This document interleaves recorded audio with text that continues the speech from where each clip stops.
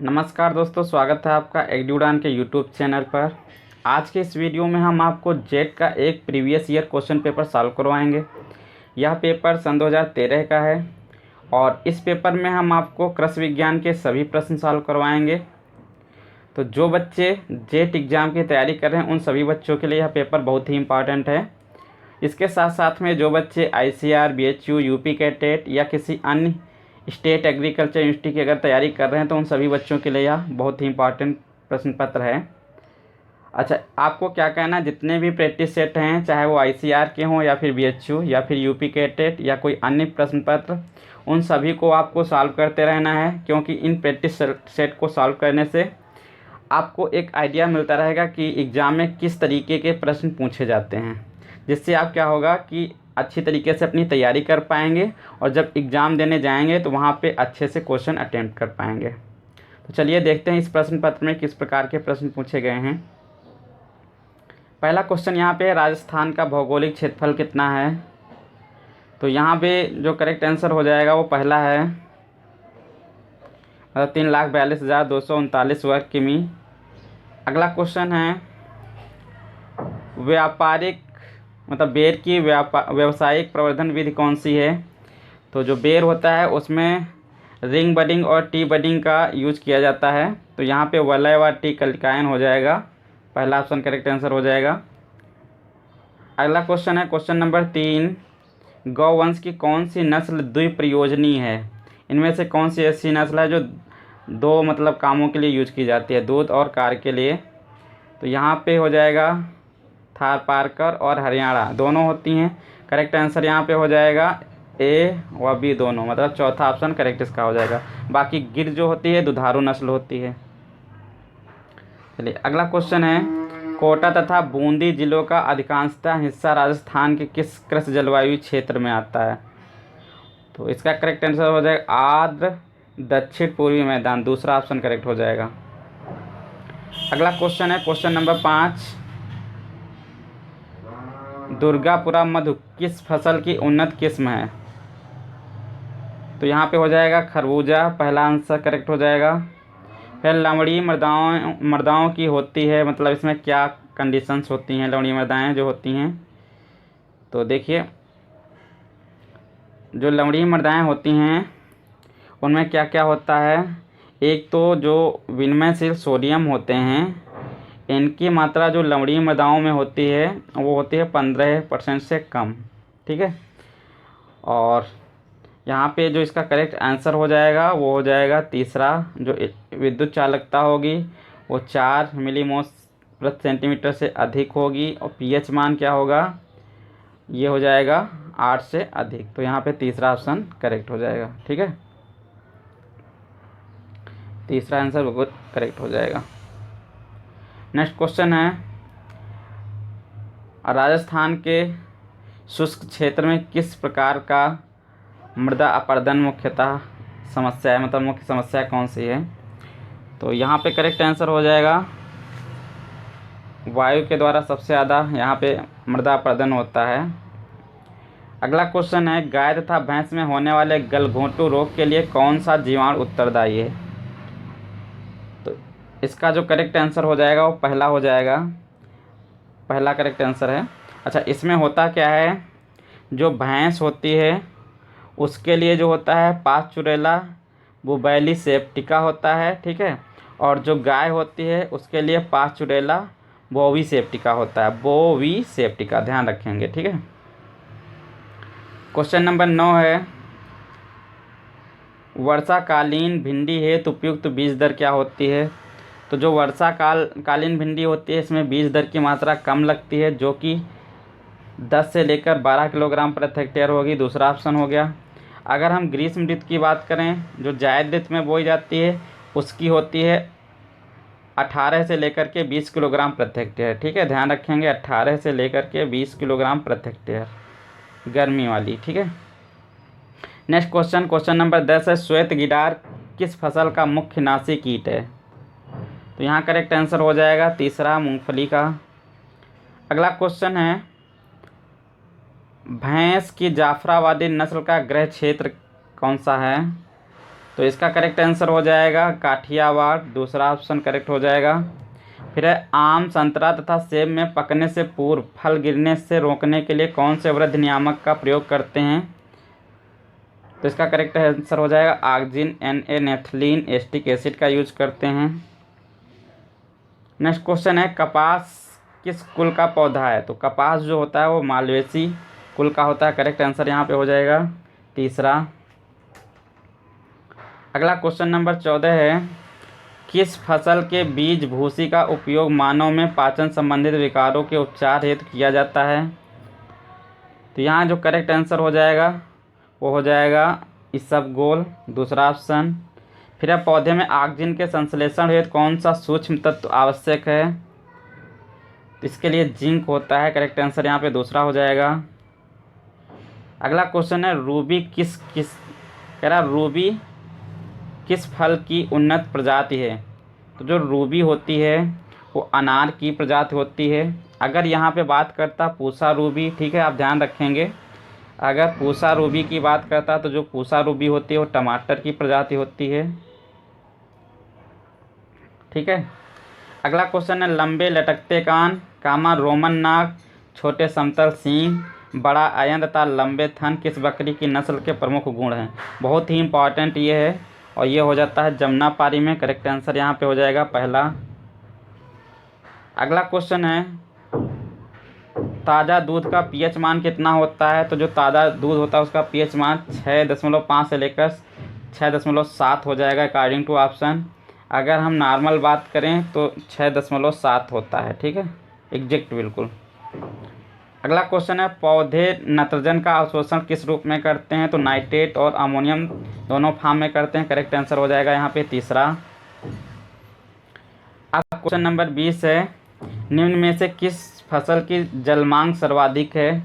तो अगर हम जल मांग की बात करेंगे तो गन्ना की सर्वाधिक होती है। करेक्ट आंसर यहाँ दूसरा हो जाएगा। अगर हम प्रतिदिन की बात करें पर डे तो धान के लिए सबसे ज़्यादा जल की आवश्यकता होती है। यहाँ पे आंसर क्या हो जाएगा? गन्ना। फिर पशुओं में अरंडी के तेल का प्रयोग किस रूप में किया जाता है? तो जो अरंडी होती है उसका यूज हम दस्तावर के रूप में करते हैं। करेक्ट आंसर यहाँ पे पहला हो जाएगा। अगला क्वेश्चन है क्वेश्चन नंबर 22 अंतिम पकाव बिंदु पर अवलेह का तापमान होता है। तो इसका करेक्ट आंसर हो जाएगा 105.5 degree Celsius, B option. Next है राजस्थान में बेर की प्रूनिंग कटाई छटाई जिसको बोलते हैं का उपयुक्त समय क्या होता है? तो अकॉर्डिंग टू ऑप्शन जो राजस्थान के लिए होता है मध्य अप्रैल से मध्य मई। अगर हम नॉर्मल बात करें सामान्य तौर पे पूछा जाए कि बेर की प्रूनिंग किस समय की जाती है तो मध्य मई से मध्य जून, तब के केस में सी ऑप्शन।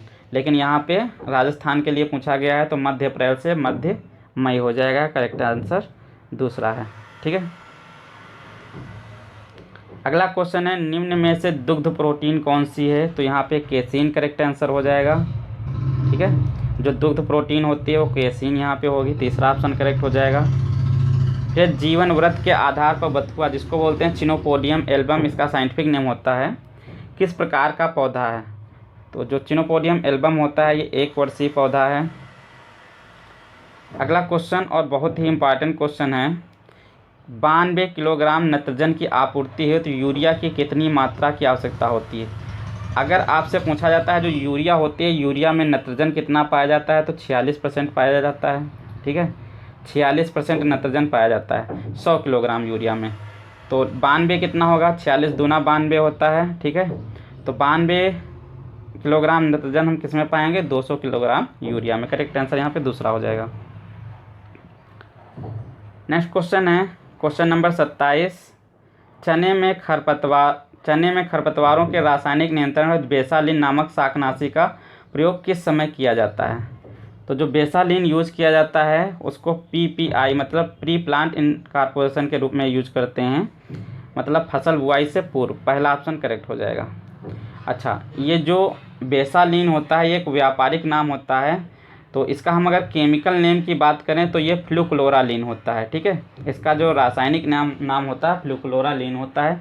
इस टाइप के क्वेश्चन एग्जाम में काफ़ी पूछे जाते हैं, तो आप वीट साइंस को कोशिश करें अच्छे से पढ़ लें, क्योंकि हर एक एग्ज़ाम में आपको वीट साइंस से 1-2 क्वेश्चन ज़रूर मिल जाएंगे।